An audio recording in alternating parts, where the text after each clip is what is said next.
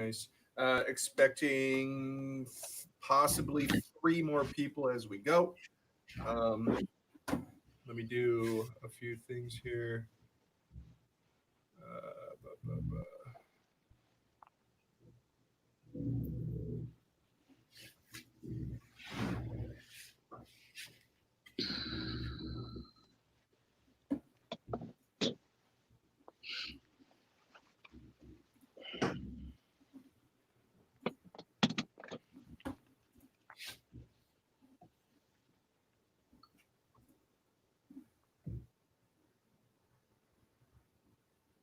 Okay.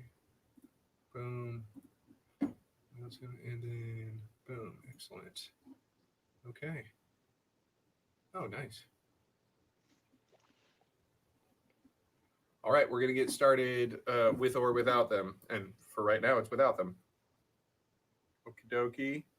Nice, nice, nice. Making sure I got everything lined up. Excellent. Everyone can hear me just fine? Yeah? Good. Yep. Okay. So everyone here so far has submitted a letter. I got that. So just to let you know that I successfully received your electronic letters. And so you could include that in the questions. I will include that in our discussion right now. This is the focus of this is to make sure that you feel confident in your the speech that will come up in the last week of the semester. Okay, but these things are related with each other. How you doing, Rachel? Can you hear me? Can you hear me? Oh, I can hear you now. Yeah. Okay, cool. Can't see you though, but we could still work on that. We can still work with this. Okay. Okay. Right. Cool. And let me see here if we got. I got a Rachel. This is. Okay. Yeah, and I got a letter from you. Excellent. Okay. So, the discussion is, you can chime in. I know that I tend to kind of dominate the discussions in these roundtables because I have a lot of experience to give on feedback. So I get it, but please don't feel like you can't jump in as well. The point is that some of the advice that I'm giving to you might apply to other students and vice versa, and therefore, just make sure that you are actively listening throughout this. After we go through these, I'll give a rundown on the final few weeks of this semester. But everyone here is situated very well to finish out this semester. Okay. Okay. All right. So let's see here. Okay, we got Rachel. Mark you here. All right. The first on my list is Allison. Hello. Hey there. I'm going to pull up your letter as well. Okay. So what do we have here? Shark sales. Tell me a little bit about this. Well, I wanted to do like animal cruelty, but that was kind of already, I think that was just like signed by Trump. So I wanted to kind of try to find something else that was kind of along the lines of saving the oceans and saving animals. So that's why I found something that hasn't been passed by the House yet, and it was about sharks. So it's basically about furthering the regulations nationwide to prevent shark finning, which is one of the biggest destroyers of sharks in our oceans. Okay. So I'm looking at your letter, and everything, like formatting is good. Like you're following all of those cues. I think that you could probably beef up the solution end of it a little bit more. Now, okay. What I mean by that is you might want to find an analogy of how maybe another animal had a similar situation and a law was passed and it worked. You see what I'm saying? Okay. And so yes. The point is to show that this law will work, it's not just good intentions that we have this law, that there is a reason to believe that this type of legislation will actually improve the numbers that you've pointed out. Okay. Yeah, I think, and yeah, if you do, yeah. All right. So now, perfectly fine for a House of Representative letter. What are you going to persuade students to do? Well, I'm using the same, but I'm going to, gear it towards students as far as like solution wise. Yeah. There's a lot of beauty products that contain shark. There's still a lot of foods and seafoods that they label them as other types of fish, and they're not always sharks. So they can try to boycott certain, restaurants that may use certain foods like that. And then the beauty could relate to students. So that's perfect. I just urging that you are very specific, that you actually name the products, you name the restaurants, and any other sort of ways that they can avoid it.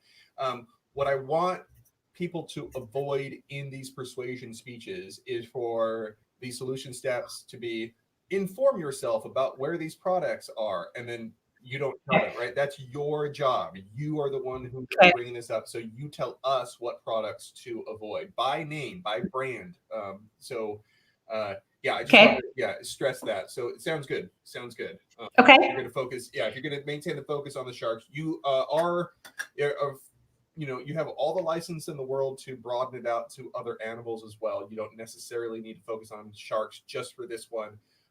If you're more about animal or just marine life or stuff like that, that's also completely acceptable. I don't want you to feel like you are restricted in that way.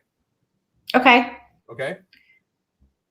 Letter for the hard copy, do you want us to alter the one that we turned in? Yeah. To be more. Yeah. I mean, you could leave it that way if you want, but if you I'm going to wait to actually submit grades until I get hard copies, because that affects the grade. Okay. So if I see alterations, I'll make sure that I grade it based on the most recent submission. Okay. All right. And that's how we're doing this, everybody. Okay. Excellent. So we got that one. I could close that one out. Caitlin, I got you next. Okay. Let's see, what do we got? Korea. Yeah. So I chose this topic because I was doing research about my House of my representative for my state, or my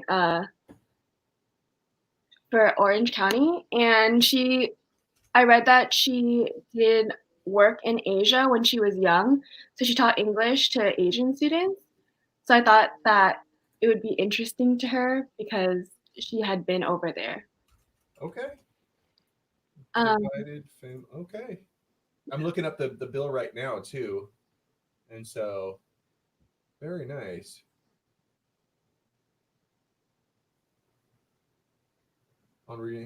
To require consultations with family members in North Korea. Okay, interesting. Tell me a little bit more about this.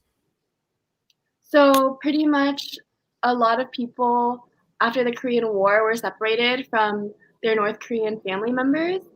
And just recently, South Korea was able to get in contact with North Korea and allow these family members to reunite. But here in America, Korean Americans don't have the same luxury because we don't have a good relationship with North Korea. So pretty much the bill wants us to work with South Korea and get Korean Americans to be able to reunite with their North Korean family members. Okay. This seems fine. Yeah. The formatting looks good. You even have a signature on there. That's pretty cool. Not everyone figures that out, how to put that on a PDF, which is totally fine, but okay. So what are you going to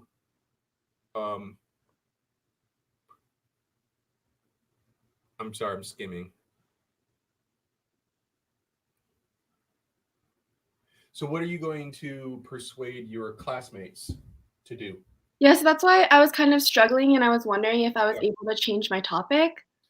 Okay. Because- Yeah, I think if I was going to relate it to something that deals with your classmates, we have divided families here in America too. They're not necessarily Korean, but there is family separation happening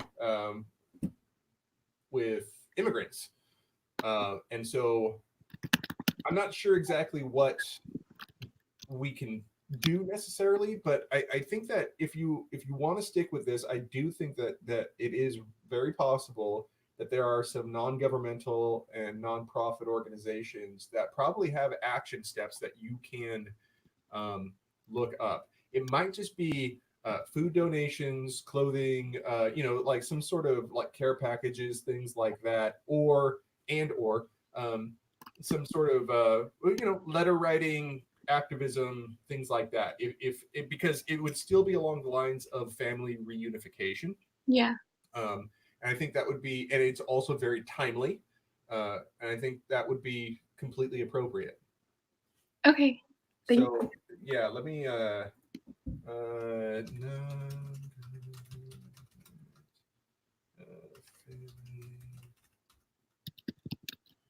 let me I'm doing a quick Google search of this.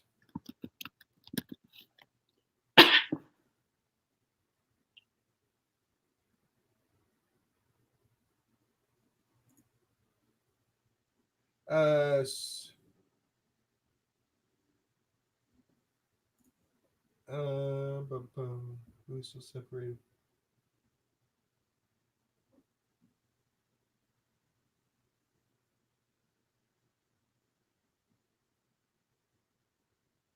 Okay. I'm doing a quick Google search of that. The group's desperately working to reunite. Okay.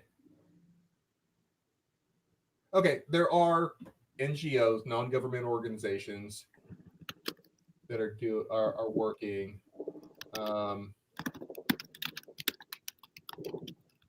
KIND is Kids in Need of Defense. And this is all being recorded, so you could just rewatch this video if for any reason you're, but jot this down, maybe. Yeah, I would look up KIND.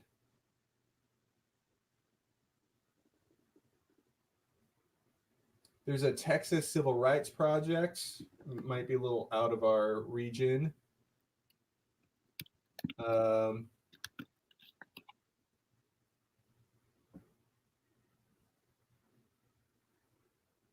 Office of Refugee Resettlement.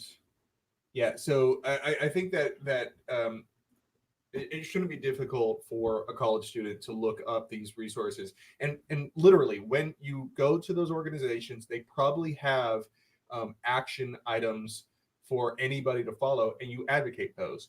You don't need to generate your own unique actions, right? You just kind of say, these are good, I'm going to advocate for that. So a little bit of research probably will yield some solution steps that you can offer to your fellow students. Okay. Okay. All right. Good. All right. I'll close that one. Essentially, Rachel. Can you hear me? Yes. Sorry, I have my video turned off because I'm a little sick today. So Okay. if that's okay. Okay. I see your Puppers Act. Yes. Yeah. So this is yeah.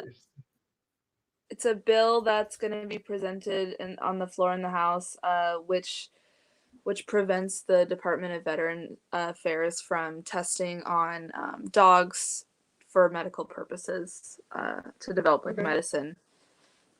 So yeah, see, Allison, there's other sort of like more like specific things about animal testing too that does it too. All right. Right. Yeah. So I think for my persuasive speech, I'll probably adopt us more towards like animal cruelty, animal testing in the consumer market, if that's okay. Right. So I'll be persuading students just to, make it a priority to look for that cruelty-free label on the products they buy.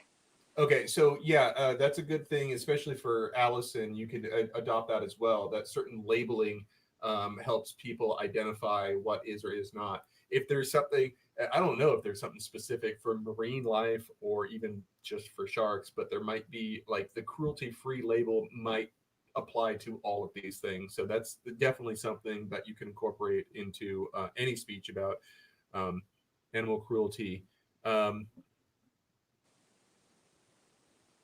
Yeah. And so a lot of the stuff that I told Allison applies to you as well, Rachel, about don't be afraid to call out products by brand name.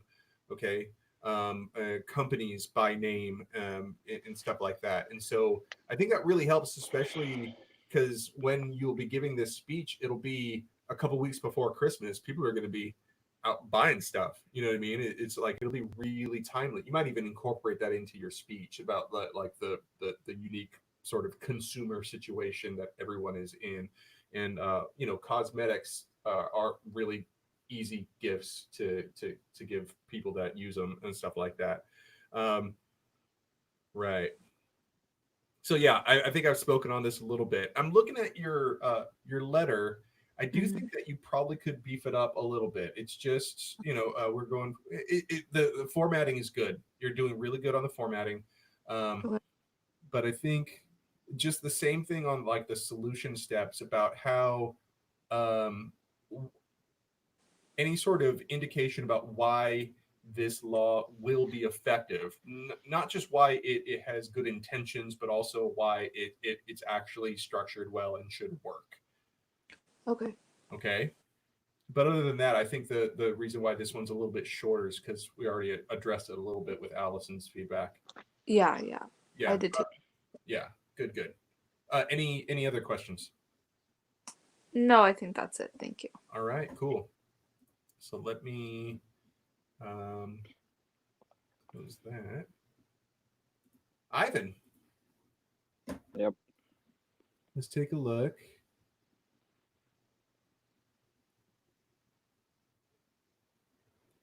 Public Health Service Act.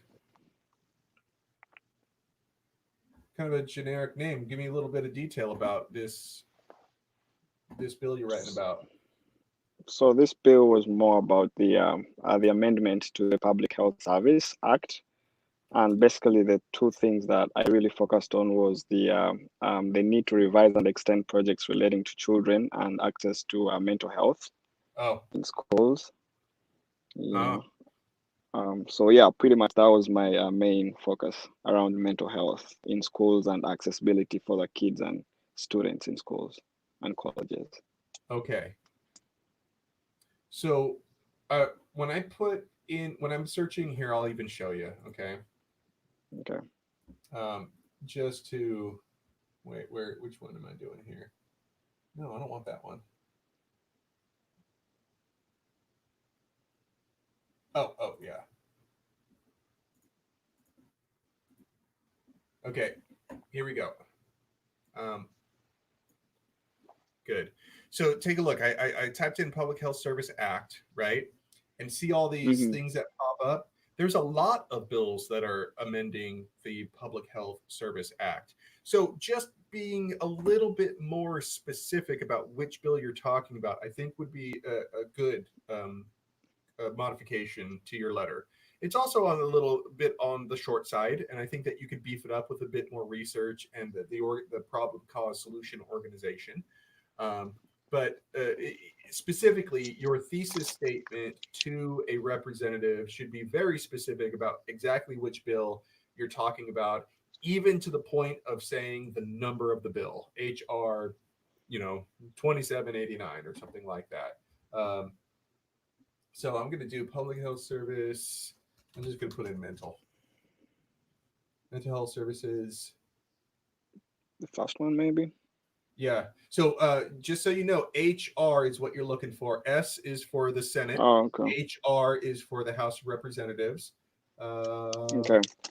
So all of these I think might work. I'm clicking on this one to amend. Yeah. Is this the one? Yeah, that should work. Yeah. There you go. So HR 1109. Just like just kind of specify that a little bit more in your letter. Okay. Okay. All right.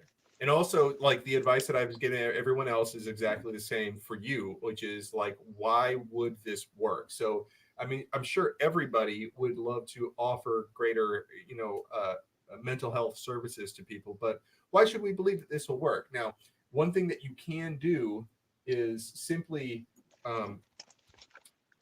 Google the bill itself, and then it brings up all these the bills itself. But if you go to news, so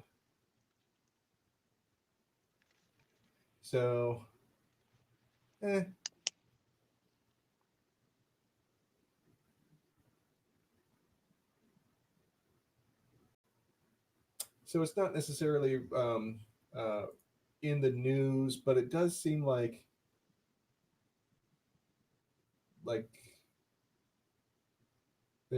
this one might have some description if it will load up. Yeah.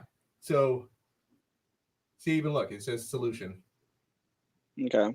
All right, that helps with your research, source citation, and stuff like that. Again, everybody should use this advice for your particular stuff. So, what are you going to persuade your fellow classmates to do?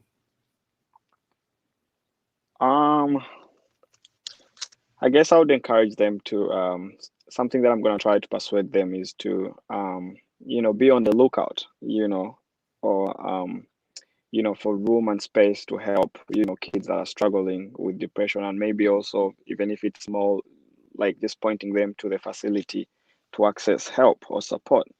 Okay. Or maybe you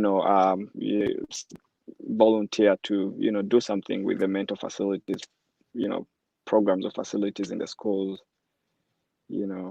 That is, yes, those are all things that you should do, and I want you to think about the different demographics of your audience. So first, the people who are suffering from mental health issues, what can they do for themselves? So that's where you actually need to research what services we have on campus for them and point them in the direction. You want to have specific names and locations on campus for them to contact. Okay. Again, don't do the mistake of telling people to look it up themselves. You're doing the speech, you look it up, and then you tell them what you find. Okay. So, one, people who are suffering from mental health. Two, people who aren't suffering from mental health, but know somebody who is. And so a lot of that, it will be the same issue. And how do you confront somebody? How do you offer them that support? Okay. Third, people who aren't suffering, don't necessarily know anybody, but want to help. How do they volunteer? How do they donate? How do they contribute? Okay. So those are all different levels of involvement for people to participate in mental health services. And notice how you're addressing all the different types of people that may or may not be touched by mental health issues. Okay. But for everybody, remember, I'm looking for specific solution steps and more than one. Okay. Notice how I'm pointing out that there are a bunch of different people that might be listening to your speech. They have different abilities, they have different challenges in their lives, and you're trying to address all of them or as many of them as you can predict. Got it? So the whole point about the letter and the speech is for you to show me that you know how to speak to specific audiences, that you can adapt your message to different audiences. A representative has different abilities and they have a different job than college students do, and therefore your message should be adapted to each of those audiences. That's the whole point. Good? Okay. So, are we good to talk about the rest of the semester? A little rundown? Okay. Maybe if I could ask, yes. What's the timeline for mailing that letter, like physical? Yeah, that's what I'm getting at right now too. Oh, okay. All right. Yeah. Okay. All right. So everybody here turned in an electronic copy. That's excellent. Some people didn't because they got confused and they didn't ask me, and so I understand. I'm still accepting those letters. I just need a hard copy of that letter by the end of the semester. Clearly, I wanted the electronic version so I can incorporate it into this discussion. And congratulations, good job, everyone, for doing that. So you can make those modifications, and I will base your grade on the hard copy that you deliver. I need it by the end of the semester. You can either hand deliver it to me here. D129 is my office. You can give it to the secretaries in the H building. They are in the division office.